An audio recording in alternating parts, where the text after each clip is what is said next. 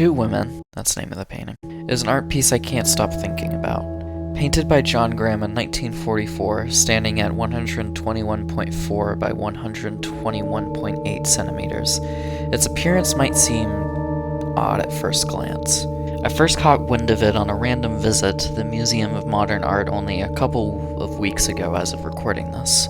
I had lived in New York for 4 years, gone to this museum at least a dozen times, and completely overlooked it. And not to discredit the artist in any way, I made this video, but I think it is easy to overlook from a distance. It's just, well, a portrait of two women. But it's when you step closer, look deeper into the surreal pit that this painting pulls you into, that it becomes something much, much more. So, like any diligent Art History 2 student, I went to research this piece of art to understand its rich history and uncover very little. A single article that goes more into John Graham's biography than the actual painting.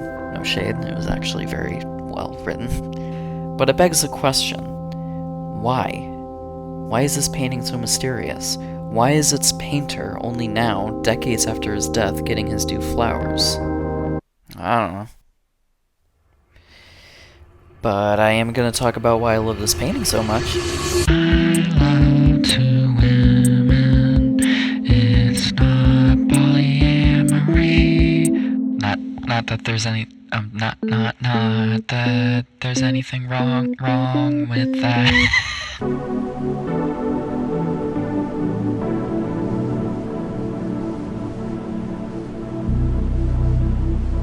So, the painting.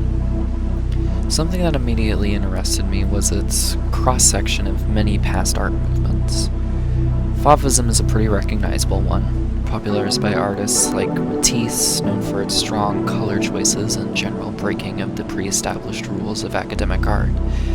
That much is obvious from the background at the very least, it being less a background and more an abstracted extension of the figures in front of it. And those figures remind me of another art movement, Mannerism. For those uninitiated, Mannerism was basically a critique and bastardization, very strong positive connotation, of Renaissance art, taking the hyper-realistic anatomy and religious overtones and twisting it to be unnatural and strange. Now, am I comparing these women to the Virgin Mary? Would it count if I said that they're my new religion? No.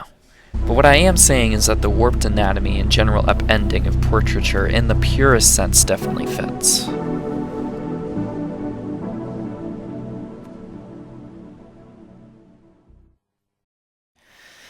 But we can compare and section things off into different genres and movements and lose sight of what art is really meant to do. How does it make me feel? Well, I feel uncomfortable. This isn't the Mona Lisa myth. Both of the women's eyes will actually follow you no matter which angle you look at it from.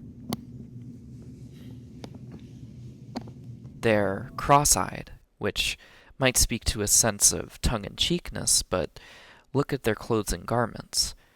Extravagant jewelry, patterned in lovingly textured gowns, a pet pigeon. It's apparent that these two women, if not royalty, are at least some strain of upper class.